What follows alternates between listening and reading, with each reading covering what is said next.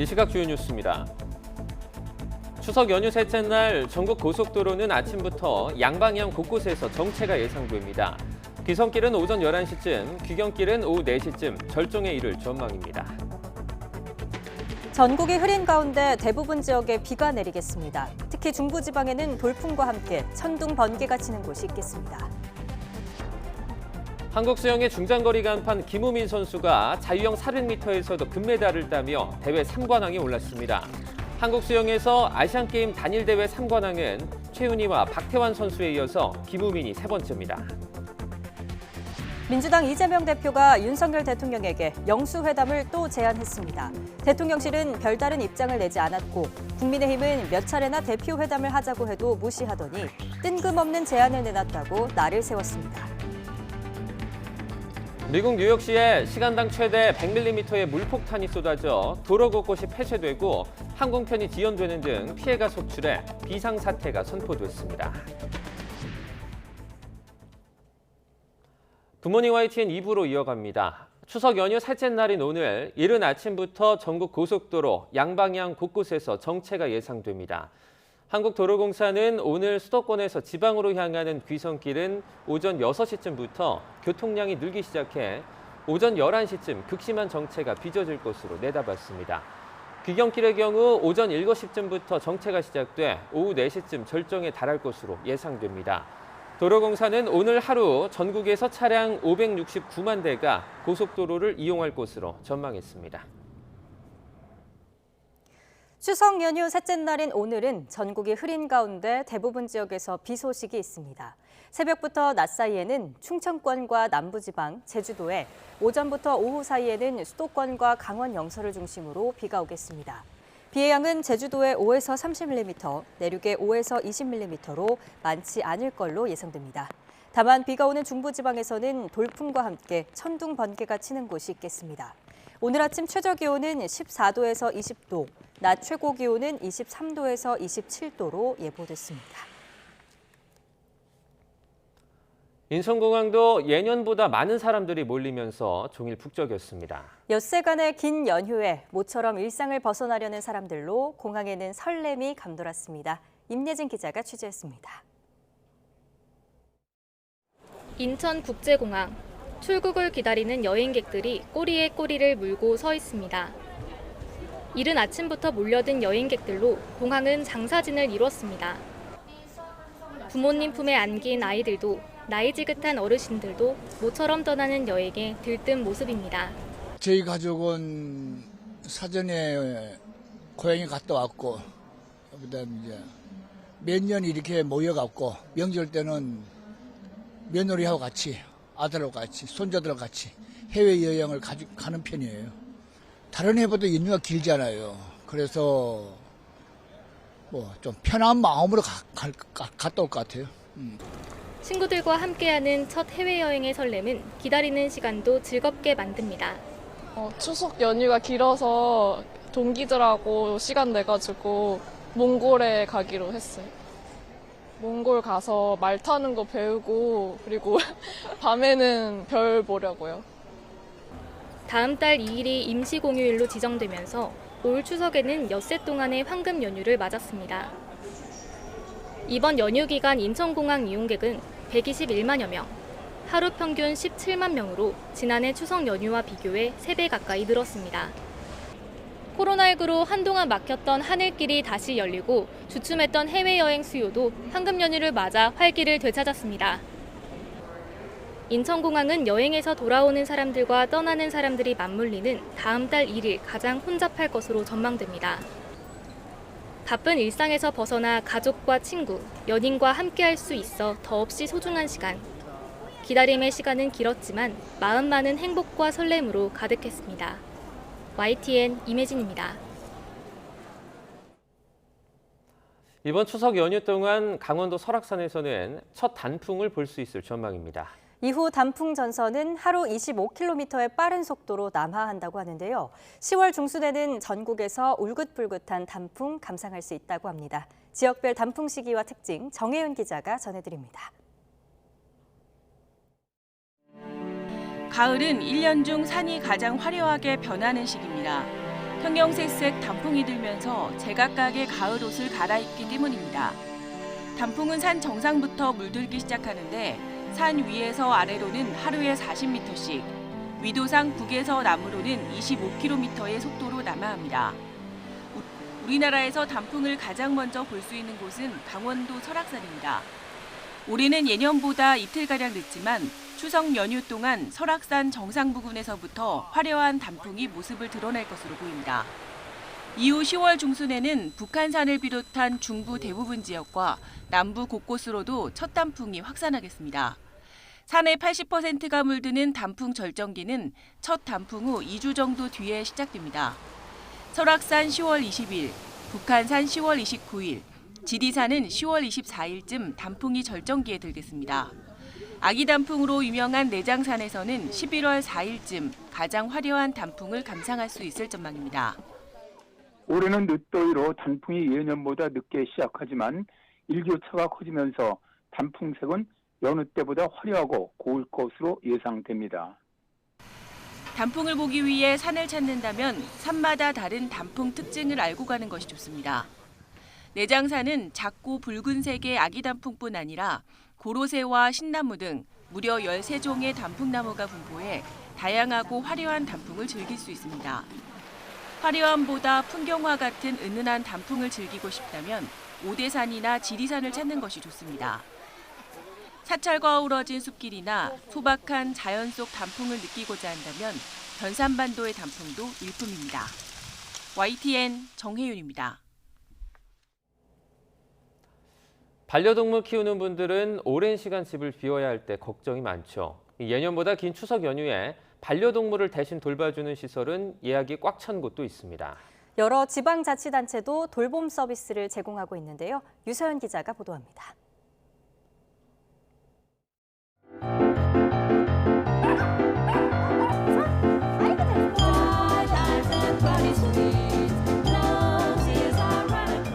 복슬복슬한 강아지들이 실내 공간을 이리저리 뛰어다닙니다. 공놀이는 물론 장난감을 물어당기는 터그놀이까지 한껏 신이 났습니다. 이곳은 반려견을 돌봐주는 유치원 겸 호텔입니다.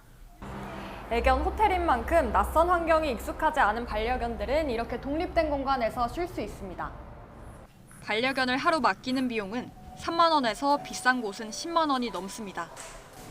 때가 되면 산책에 밥과 간식까지 챙겨주고 사진과 동영상을 통해 잘 지내는지 직접 볼 수도 있습니다. 어느 때보다 긴 추석 연휴에 이 호텔은 일찌감치 예약이 마감됐습니다. 연휴 때 아이들이 가장 많이 맡기시고요. 이제 여행을 가시거나 여름 휴가 뭐 추석, 설 이때 이제 보통 장기간으로 이제 지방에 내려가시거나 하시는 분들이 지방자치단체도 반려동물 돌봄 서비스 제공에 나섰습니다. 서울시는 최대 20일까지 무료로 반려동물을 시설에 위탁해 돌봐주기로 했습니다. 단 차상위 계층 이하 등록된 반려동물만 맡길 수 있습니다. 지난해 추석 연휴 기간 반려견 돌봄 서비스를 시범적으로 도입했다가 올해부터는 반려묘까지 대상을 넓혔습니다. 사회자 여자들의 어려움을 해결하고 반려동물의 복지도 향상시키고자 올해 서울시 16개 자치구에 총 26개소가 위탁 관리 업체로 지정돼가지고 사업을 수행하고 있습니다. 서울 서초구와 노원구도 하루 5,000원에 이용 가능한 반려동물 쉼터를 운영합니다. 지자체가 반려동물 돌봄에 나선 이유는 주민들의 편의를 돕고 명절과 휴가철에 집중되는 동물 유기도 막겠다는 취지입니다. 실제로 지난해 추석 연휴 단 3일간 380마리가 넘는 동물이 버려졌습니다. YTN 유서연입니다.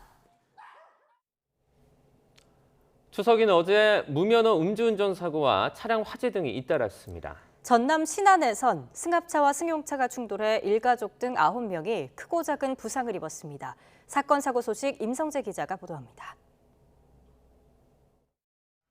골목길에 주차된 흰색 승용차의 뒷부분이 망가져 있습니다. 도로에 비스듬히 선 회색 승용차 앞부분도 찌그러져 있습니다. 어젯밤 인천 경서동에 있는 주택가 도로에서 무면허인 30대 남성이 몰던 승용차가 주차돼 있던 차량을 들이받았습니다. 경찰 조사 결과 사고를 낸 운전자는 면허 취소 수준의 만취 상태였습니다. 터널 안 도로에 선 승용차 범퍼가 종잇장처럼 구겨졌습니다. 어젯밤 수도권 제2순환고속도로 북항터널 인천 방향에서 BMW 차량이 앞서가던 승용차를 들이받았습니다. 이 사고로 BMW 차량 운전자와 앞차를 운전하던 임산부 등 2명이 다쳐 병원에 옮겨졌습니다. 경찰은 두 차량이 차로를 변경하다가 사고가 난 것으로 보고 있습니다. 도로 한가운데 흰색 승용차 보닛 위로 시뻘건 불길이 치솟습니다. 어제 저녁 서울 자양동 도로를 달리던 승용차에서 불이 나 10분 만에 꺼졌습니다. 운전자가 대피해 다친 사람은 없었습니다. 피해 차량은 제작된 지 30년이 넘은 클래식카인 것으로 알려졌습니다. 어제 오후 전라남도 신안군 암태면에선 일가족 7명이 타고 있던 승합차와 승용차 한 대가 충돌하는 사고가 났습니다. 이 사고로 승합차에 타고 있던 80대 남성 1명이 중상을 입었고 10대 2명을 포함해 8명이 경상을 입어 병원으로 옮겨졌습니다. YTN 임성재입니다.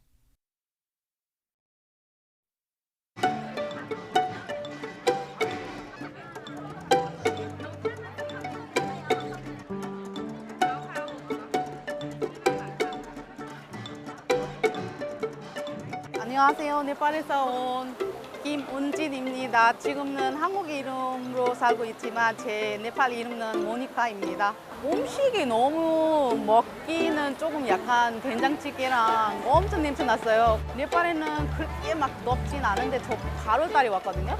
엄청 너무 더울 때 와가지고 처음에는 한국에 올 때는 너무 가족이 그리웠고 네팔 계속 가고 싶어 했어요. 여기는 가족들도 없으니까 제가 혼자 있잖아요. 변화가 생기니까 제 가족이 여기 있다고 생각이 들는 것 같아요. 딸이 보면 좀 힘나고 내가 더 앞으로 또 열심히 일하고 행복하게 살아야 된다고 생각합니다.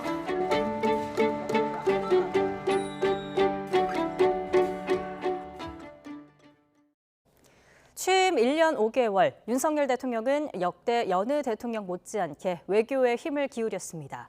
자유와 연대라는 기치를 들고 한미동맹, 한미일 협력을 중심으로 무려 100여 개 나라 정상과 만나 회담을 했는데요. 박수정 기자가 보도합니다.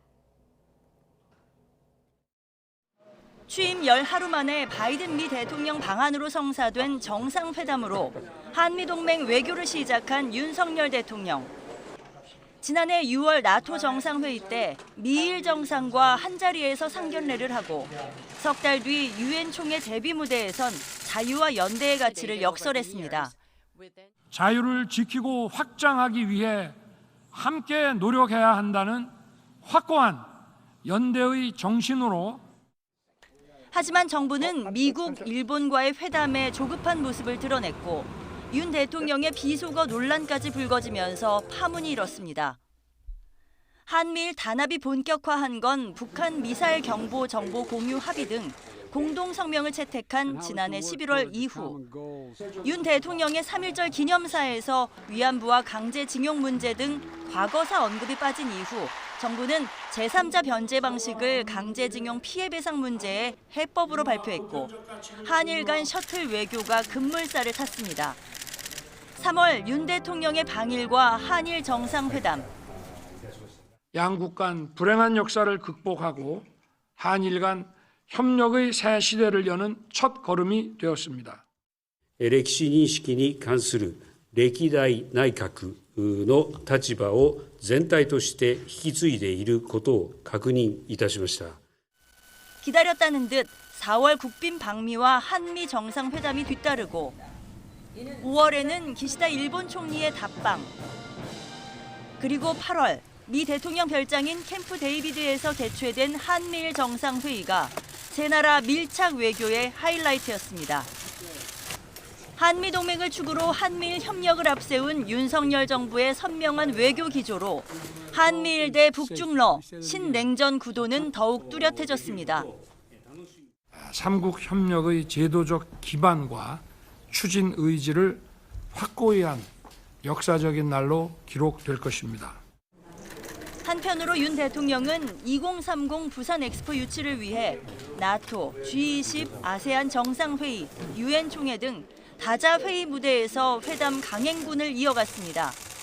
취임 후 1년 5개월 동안 회담 횟수 140여 차례, 회담한 나라가 100여 개국에 달하는 그야말로 역대급 회담 외교입니다.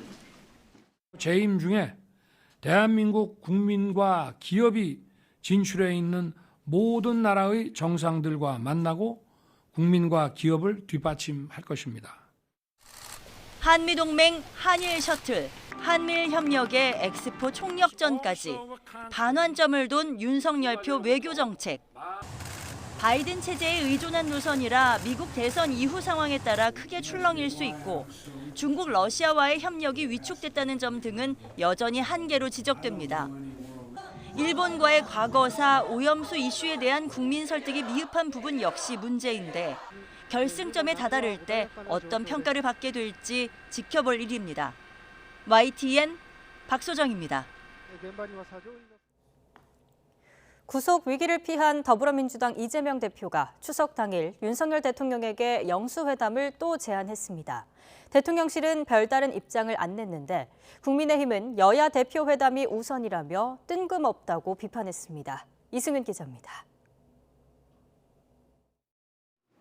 단식 뒤 회복 치료 중인 더불어민주당 이재명 대표가 윤석열 대통령과의 1대1 단독 회담 카드를 다시 꺼내들었습니다. 자신의 SNS를 통해 조건 없이 만나 민생과 국정을 허심탄회하게 논의하자며 영수회담을 요청한 겁니다. 이 대표는 정치는 상대의 다른 생각과 입장을 인정하고 존중하는 거라며 대화와 타협을 강조했습니다. 최소한 12월 정기 국회 때까지 정쟁을 멈추고 민생 해결에 몰두하자며 윤 대통령의 전향적 결단을 촉구했습니다. 지난해 8월 당대표 취임 때와 신년 기자회견 등에서 잇따라 제안한 영수회담이 받아들여지지 않은 걸 의식한 언급으로 풀이됩니다. 대통령실은 별다른 입장을 내지 않았습니다. 다만 대통령실 핵심 관계자는 YTN에 그동안의 기조가 달라진 건 없다는 말로 이재명 대표와 윤석열 대통령의 1대1 만남에 부정적인 기류를 내비쳤습니다. 대통령실 내부에선 수사와 재판이 진행 중인 이 대표와 대통령이 마주 앉을 경우 불필요한 해석을 낳을 수 있다는 우려가 적지 않았습니다.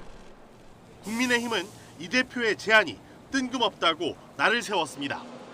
김기현 대표가 몇 차례나 여야 대표 회담을 제안했는데도 무시하더니 절차에 맞지 않게 대통령과 회담을 거론한다는 겁니다. 여야 대표가 만나 민생에 대해 치열한 논의를 하자 했던 국민의힘의 제안에 먼저 답하는 게 순서입니다. 여권 분위기를 볼 때 윤 대통령과 이재명 대표의 1대1 대면 회동이 성사될 가능성은 작습니다. 이 대표 역시 이를 모르진 않을 터라 정치권에선 이번 제안을 영장 기각 이후 전국 주도권을 노리는 이 대표의 역공으로 보는 시각도 적지 않습니다. YTN 이승윤입니다. 거액 가상자산 거래 논란으로 비판받았던 김남국 의원에 대한 국회 차원의 징계 논의가 사실상 멈춰섰습니다. 김 의원이 내년 총선 불출마를 선언한 만큼 동료 의원들의 동정론도 영향을 미친 걸로 보이는데요. 또 제 식구 감싸기냐는 지적이 제기됩니다. 박기환 기자입니다. 민간 전문가 등으로 꾸려진 국회 윤리심사 자문위원회가 김남국 의원의 제명을 권고했지만 동료 의원들의 결론은 달랐습니다.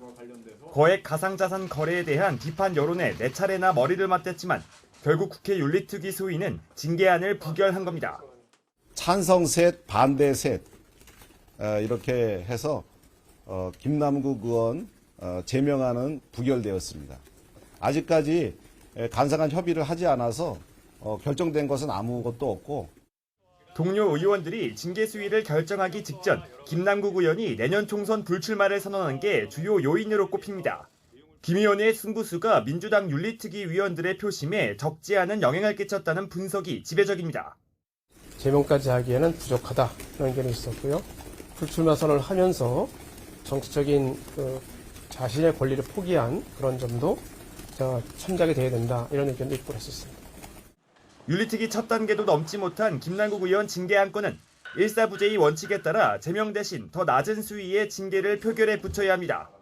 하지만 이후 여야의 추가 논의 자체가 중단되면서 소위는 물론 윤리특위 전체 회의도 한 달 넘게 감감무소식입니다. 김 의원이 내년 총선에 나가지 않기로 한 만큼 징계 수위를 낮춰야 한다는 민주당과 그럴 수 없다는 여당이 맞서고 있는 것으로 알려졌습니다. 여야의 줄다리기가 팽팽한 상황에서 국정감사와 예산정국 등 다른 현안이 전면에 등장하면서 김남국 의원 징계 논의는 사실상 유야무야된 분위기입니다. 제가 드릴 말씀은 아니고 윤리특별위원회에서 공정하고 객관적인 기준에 따라서 합당한 판단을 해주실 거라고 생각을 합니다. 내년 4월 22대 국회의원회법을 총선이 얼마 남지 않은 만큼 김 의원은 임기를 대부분 채울 가능성이 큽니다. 지난 2020년 21대 국회가 출범한 뒤 국회 윤리특위에 제출된 국회의원 징계 안건은 모두 53건. 이 가운데 본회의 표결까지 붙여진 건 단 한 건에 불과합니다. 정치적 목적으로 상대당 의원을 제소하는 경우도 적지 않았지만 건건이 부딪히는 여야가 제19 감싸기엔 한뜻이라는 비판까지 피하기는 어려워 보입니다. YTN 박견입니다. 지난 북러 정상회담에서 김정은 북한 국무위원장이 푸틴 러시아 대통령에게 방북을 초청했고 푸틴 대통령은 이를 흔쾌히 수락했는데요. 러시아 외무장관이 다음 달 평양을 찾을 예정이어서 푸틴 대통령의 연내 방북 가능성도 거론되고 있습니다. 최두희 기자입니다. 지난 13일 북러 정상회담을 위해 러시아를 방문한 김정은 북한 국무위원장을 반갑게 맞이한 푸틴 러시아 대통령. 김 위원장의 방북 초청을 흔쾌히 수락하면서 푸틴 대통령의 답방이 연내 이루어질 가능성이 있다는 관측이 나옵니다. 푸틴 대통령은 초청을 쾌히 수락하면서 로조 친선의 역사와 전통을 변함없이 이어갈 의지를 다시금 표명했습니다. 북러 정상회담을 통해 전 세계에 보란듯 북러 밀착을 과시하며 미국에 대한 압박 효과를 확인한 푸틴 대통령 입장에선 압박을 이어갈 필요성이 충분하다는 겁니다. 세르게이 라브로프 러시아 외무장관이 다음 달 북한 방문 계획을 공식화한 점 역시 이런 관측에 힘을 싣습니다. В соответствии с тем, о чем договорились Ким Чен Ын и президент Путин, мы будем выстраивать мои переговоры в Пхеньяне, которые действительно в следующем месяце могут состояться. 라브로프 외무장관은 북러 정상회담 후속 협상을 위해 최선희 외무상과 회담을 할 것으로 보이는데 푸틴 대통령의 방북 시기까지 조율할 가능성도 있습니다. 만약 푸틴 대통령 방북이 올해 안에 이뤄진다면 지난 2000년 이후 23년 만입니다. 다만 러시아가 우크라이나 전쟁에 집중하고 있는 만큼 푸틴 대통령의 방북 시기가 해를 넘길 거란 관측도 여전합니다. 북러 간에 협력하기로 했던 내용들에 대해서 좀 더 초기적 진행이 좀 진행된 다음에 그리고 나서 북러 정상이 만나는 일정을 구체화하지 않을까. 북러 정상회담 이후 한반도를 둘러싼 각국의 외교전이 치열하게 이어지는 가운데 방북 시기를 둘러싼 푸틴 대통령의 셈법에도 관심이 쏠리고 있습니다. YTN 최두입니다.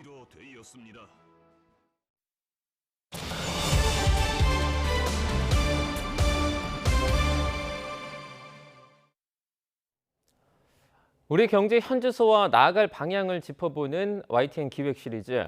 오늘은 정부가 전망한 상저하고를 어렵게 하는 것들은 무엇인지, 그로 인해 어떤 어려움이 생기는지 살펴보겠습니다. 먼저 우리 경제의 견인차인 수출이 되살아나야 하는데 이 걸림돌들이 만만치 않습니다. 먼저 양희력 기자가 취재했습니다. 지난 7월 최태원 대한상공회의소 회장은 지정학적 갈등 문제를 거론했습니다. 미중 갈등과 러시아 우크라이나 전쟁 등으로 하나였던 시장이 잘게 쪼개졌다는 겁니다. 보호무역주의에 정치 안보 논리까지 가세해 변화가 불가피하다고 강조했습니다. 옛날처럼 그냥 물건만 보내서 걔네들이 사겠지, 이게 안 됩니다. 그러니까 그 나라에 직접 가셔야 되고 시장을 개척을 하실 필요성이 생겼습니다. 이게 우리가 주어진 아마 대한민국의 운명이라 생각합니다. 무역 장벽이 높아지면서 자칫 공급망 차질이 벌어지면 우리 수출에는 악재로 작용합니다. 미중 무역 갈등 여파로 우리 수출이 직간접적인 영향을 받을 경우 우리 총 수출액은 1.0에서 1.7%, 실질 GDP는 0.1에서 0.3% 감소할 것으로 전망됩니다. 미국과의 패권 경쟁 여파로 중국 경제가 좀처럼 활력을 찾지 못한 점도 중국 수출 의존도가 높은 우리 경제에는 좋지 않은 신호입니다. 대중국 수출 기업 10곳 가운데 8곳은 최근 불안한 중국 경기가 이미 실적에 영향을 미치거나 장기화 때 영향을 우려하고 있습니다. 지금 미중 갈등 하에서 우리는 결국에는 미국과 중국 중에서 미국과 조금 더 친밀한 행보를 보일 수밖에 없고요. 그렇다면 대중 의존도가 굉장히 높은 상황에서 미국과 더 친밀도가 높아진다면 당연히 경제에 타격이 올 수밖에 없는 상황이죠. 대외적으로 불확실성이 큰 상황에서 하반기 경제를 끌어올리기 위해서는 우선 수출 시장 다변화가 시급합니다. 경제정책 기조가 일관되지 않으면 기업들의 더 큰 불확실성을 줘서 결과적으로 투자를 위축시킬 수 있다는 지적도 나옵니다. 또 장기적 관점에서 시장이 쪼개지고 무역 장벽이 높아질수록 초격차 기술을 확보해 글로벌 시장에서 경쟁력을 키워야 한다는 목소리도 커지고 있습니다. YTN 양일혁입니다. 수출을 비롯한 산업 측면이 성장하지 못하다 보니 이 정부의 세수도 그만큼 쪼그라들고 있습니다. 올해는 특히 역대 최대 규모로 줄어들었는데요. 이어서 오인석 기자가 보도합니다. 나라 살림의 기본인 국세 수입 추계는 최근 3년간 역대 최대 규모로 과다와 과소를 반복하고 있습니다. 재작년엔 61조 원이나 더 거쳤지만 올해는 반대로 59조 원이 덜 거칠 것으로 전망됐습니다. 역대 최대 초과 세수와 세수 펑크입니다. 세수 오차율도 3년째 두 자릿수를 기록해 정부의 주먹구구식 재정 운용은 비난을 피할 길이 없게 됐습니다. 그래서 21년부터 22년, 23년 3개년 연속 굉장히 송구스럽게도 이제 큰 폭의 세수 오차가 발생했는데 또 필요하면 또 근본적인 개선 대책이라든지 이런 부분들도 같이 한번 고민해봐야 되지 않느냐 그런 절박한 필요성을 말씀을 드린 것이고요. 올해 세수 결손은 정부의 낙관적인 경기 예측 때문입니다. 특히 법인세는 25조 원 넘게 양도소득세는 12조 원 이상 큰 폭으로 줄었습니다.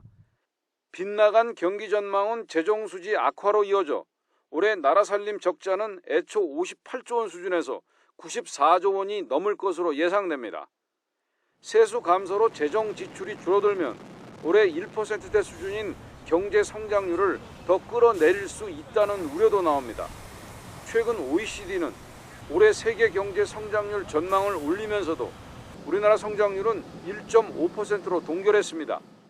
재정이 경기를 보강해야 하는 역할을 해야 하는데 초과 세수가 발생할 때는 재정 지출을 늘리고 올해처럼 세수 부족이 발생할 때는 오히려 세출을 감액해야 하는 등 재정이 오히려 경기의 진폭을 크게 하고 있다는 점입니다.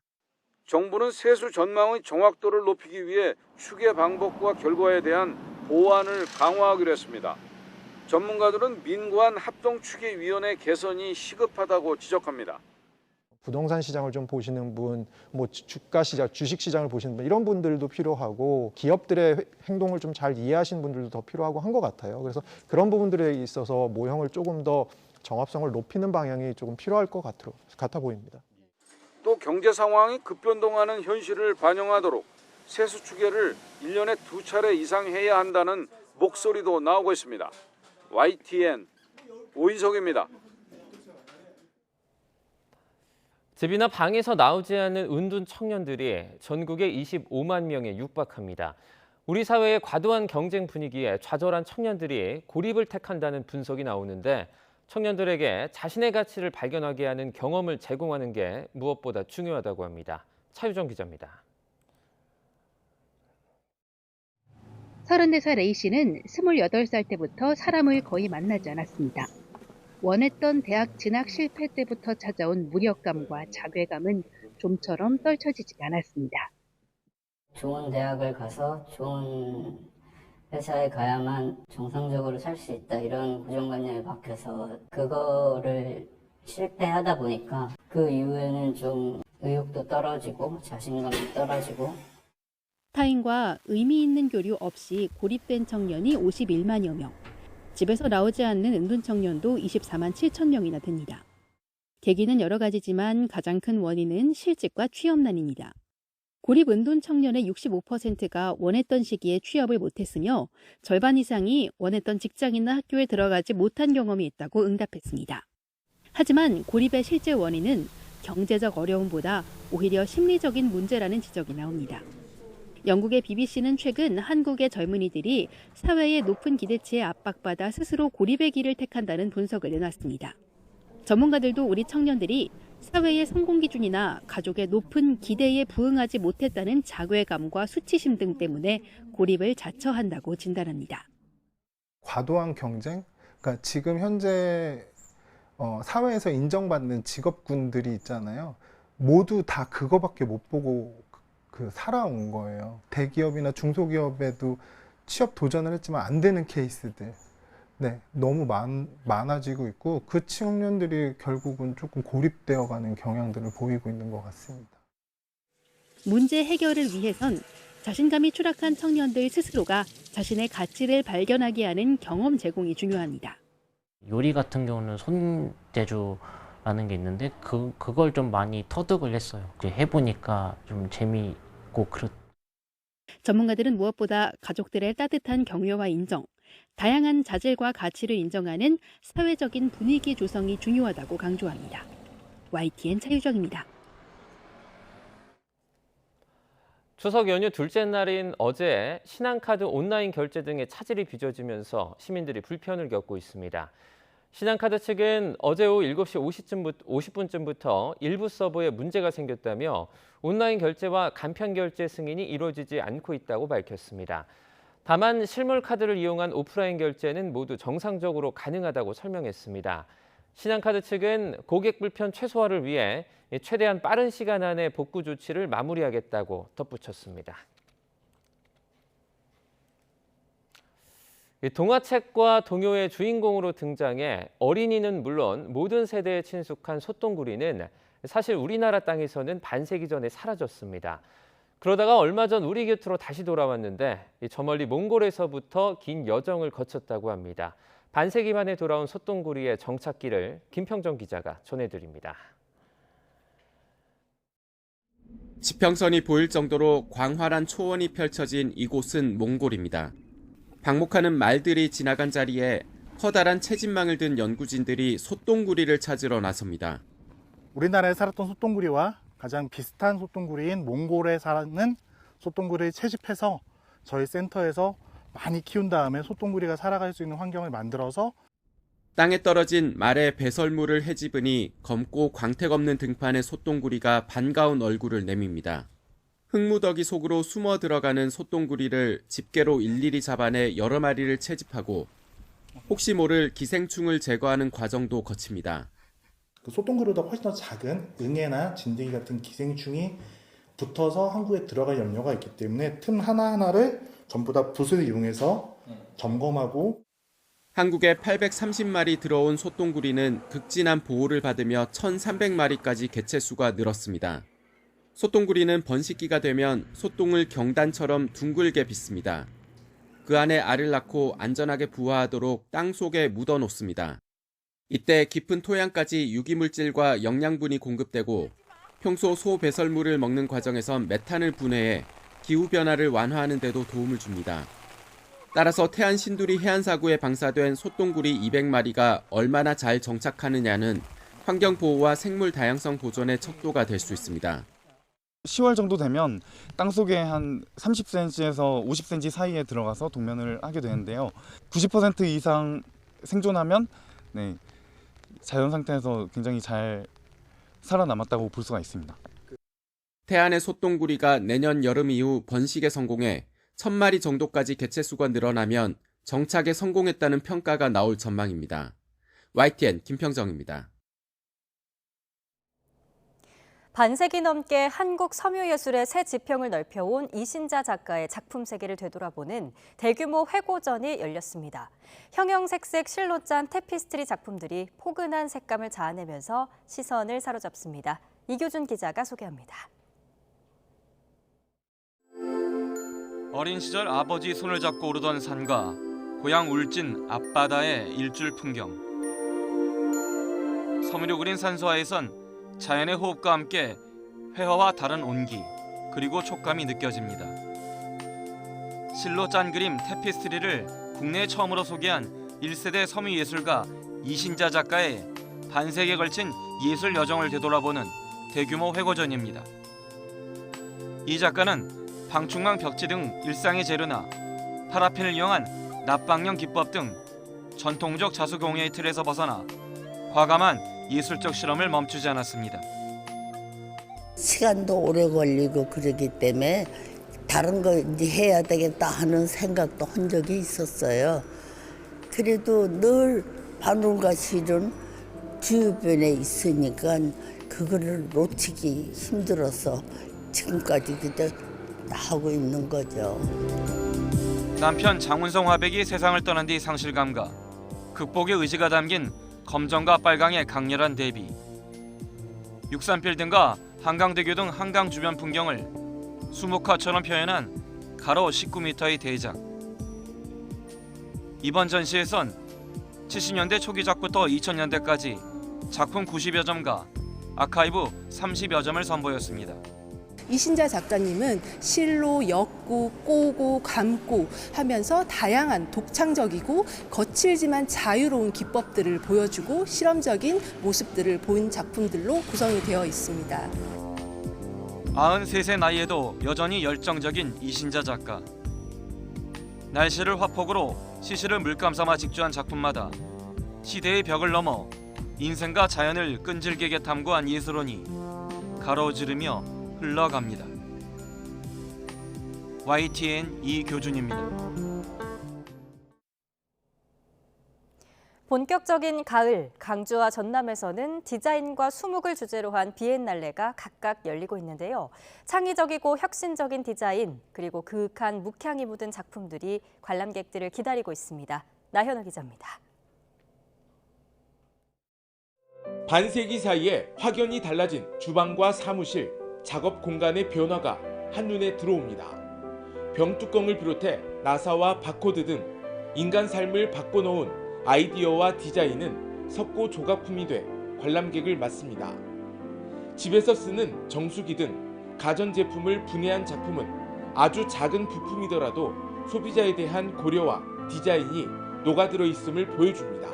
다양한 작품 영감을 받을 수 있는 것 같고 앞으로의 작품에 한 발짝 더 다가갈 수 있지 않나라는 생각이 들고 다양한 소재를 얻어갈 수 있는 것 같아서 유익한 전시가 된 것 같습니다. 올해로 10번째를 맞는 광주 디자인 비엔날레. 혁신적이고 창의적인 디자인 작품 2,700여 점이 전시됐습니다. 디자인을 만나다는 주제는 예술과 차별화된 디자인, 세계 최고 디자인을 만난다는 의미를 담고 있습니다. 일상 속에서 저희들의 어떤 그 제품이라든지 공간이라든지 여러 라이프 스타일의 합리적인 어떤 상품들을 같이 볼 수 있기 때문에 일종의 새로운 어떤 트렌드, 그다음에 문화도 이해를 할 수가 있고 멀리서 보면 거친 바다를 찍은 사진처럼 보이는 작품은 한지에 먹과 붓으로 그려낸 수묵화입니다. 사계절의 변화와 어릴 적부터 노년까지 인생을 한 폭에 담아낸 작품은 삶의 여정을 표현합니다. 19개 나라 190여 명의 작가가 참여한 전남 국제수묵 비엔날레는 전남 목포를 비롯해 14개 시군, 전시관 18곳에서 동시에 열리고 있습니다. 여기 있는 작품들은 오래 봐야 돼요. 네, 몇 번이고 보면서 여기에 어떤 동양화적인 요소가 있을까? 어떤 주제가 있을까? 이리저리 살펴보면 어느 순간 하는 부분이 나타날 거예요.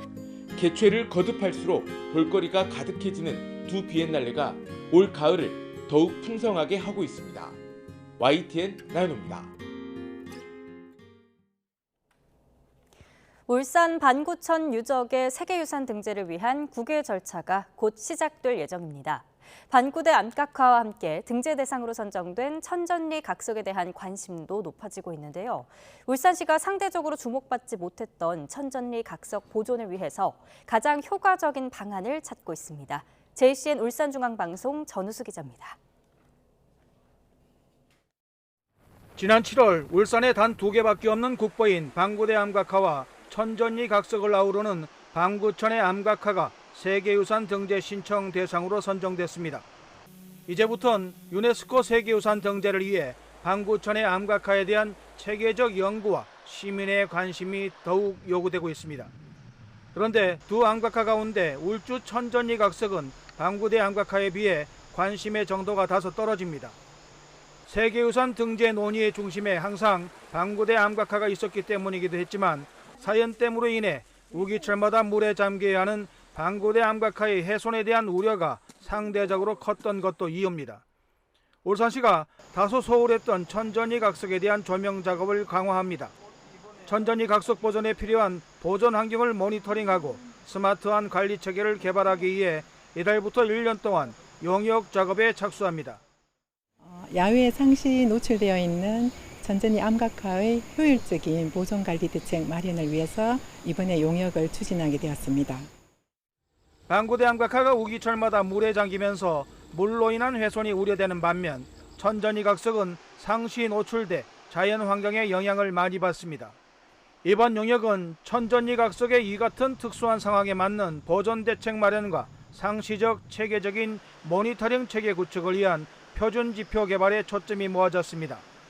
암각화를 둘러싼 생물의 생장, 분포, 대기, 빛의 영향을 비롯해 암각화의 손상 상태에 대한 모니터링 지표도 설정합니다.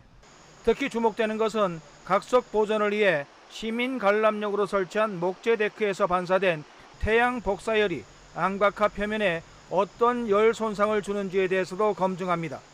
울산시는 이 같은 용역 작업이 마무리되면 방구대 암각화와 천전이 각석에 대한 실시간 AI 영상 분석이 가능한 영상 촬영 시스템 운영 계획도 수립 중입니다. JCN 뉴스 전우수입니다. 미국 의회가 현지 시간 29일에도 예산안 난국을 타개할 방법을 찾지 못하면서 연방정부가 업무를 중단하는 셧다운 사태가 불가피하다는 우려가 커지고 있습니다. 워싱턴 포스트 등 외신 보도를 종합하면 하원 공화당을 이끄는 케빈 메카시 하원 의장이 주도한 임시 예산안이 하원 본회의에 상정됐지만 찬성 198표 대 반대 232표로 부결됐습니다. 하원 의석은 공화당 222석, 민주당 212석으로 공화당 자력으로 처리가 가능하지만 공화당 내 강경파 21명이 반대표를 던져 메카시 의장의 발목을 잡았습니다. 메카시 의장은 강경파를 설득하기 위해 국방, 보훈, 국토안보, 재난구호 등 일부 기능을 제외한 정부 지출을 약 30% 삭감하고 국경 통제를 강화하는 내용의 예산안을 마련했지만 강경파는 충분하지 않다며 반대했습니다. 미국 뉴욕시에 시간당 최대 100mm의 물폭탄이 쏟아져 도로 곳곳이 폐쇄되고 항공편이 지연되는 등 피해가 속출했습니다. 아침 출근길 불과 3시간 만에 한 달 동안 내릴 비가 쏟아지면서 뉴욕시는 비상사태를 선포했습니다. 김선희 기자입니다. 뉴욕 시내 한복판에서 자동차들이 마치 강물을 건너듯 위태롭게 지나갑니다. 갑작스럽게 불어난 물로 버려진 차들은 도로에 그대로 방치돼 있습니다. 현지 시간 29일 아침 뉴욕시와 주변 일대에 물폭탄이 쏟아지며 출근 대란이 벌어졌습니다. 브루클린 일부 지역은 3시간 만에 한 달치 강수량인 100mm 이상이 쏟아졌습니다. I've been living here all my life and I never ever saw this ever. 집중호우로 도로와 지하철이 침수되면서 뉴욕시는 비상사태를 선포했습니다. 뉴욕주 롱아일랜드와 허드슨밸리 지역에도 비상사태가 내려졌습니다. 대부분의 지하철 노선은 중단되거나 변경되고 지연 운행되는 것으로 전해졌습니다. 뉴욕시 라과디아 공항에서 출발하는 항공편 수백 건이 취소되고 지연되는 항공편도 100건이 넘었습니다. 뉴욕 수도권과 동부 해안 주요 도시에 거주하는 약 1,800만 명에게 기상청은 홍수 경보와 주의보를 발령했습니다. And I want to say to all New Yorkers, this is time for heightened alertness and extreme caution. If you are home, stay home. 맨하튼 중심지인 센트럴파크의 강우량도 2년 전 뉴욕 일대에 큰 피해를 준 허리케인 아이다 이후 최고 수치를 기록했습니다. 이번 홍수는 허드슨밸리와 버먼트주 지역이 홍수 피해를 입은 지 3개월도 지나지 않아 또 발생하며 충격을 더했습니다. YTN 김선희입니다. 미국 연방 상원 역사상 최장수 여성 의원이자 현직 최고령 상원 의원이었던 다이앤 파인스타인 의원이 현지 시간 29일 90세 일기로 별세했다고 AP통신 등 미 언론이 보도했습니다. 파인스타인 의원은 샌프란시스코 역사상 첫 여성 시장 경력을 거쳐 1992년 상원의원에 처음 당선된 뒤 31년간 재임하면서 상원정보위원회 첫 여성 위원장, 법사위원회 첫 여성 민주당 간사 등을 거치며 정치권의 유리천장을 잇따라 깬 인물로 알려져 있습니다.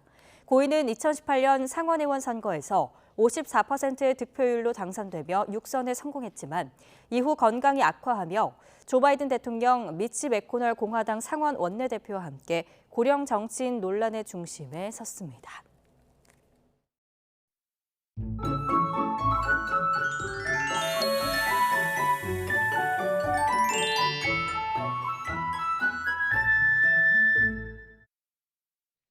현재 충청과 남부지방에 약하게 비가 오고 있습니다. 이른 시간 집을 나서는 분들은 빗길 조심해 주시길 바랍니다.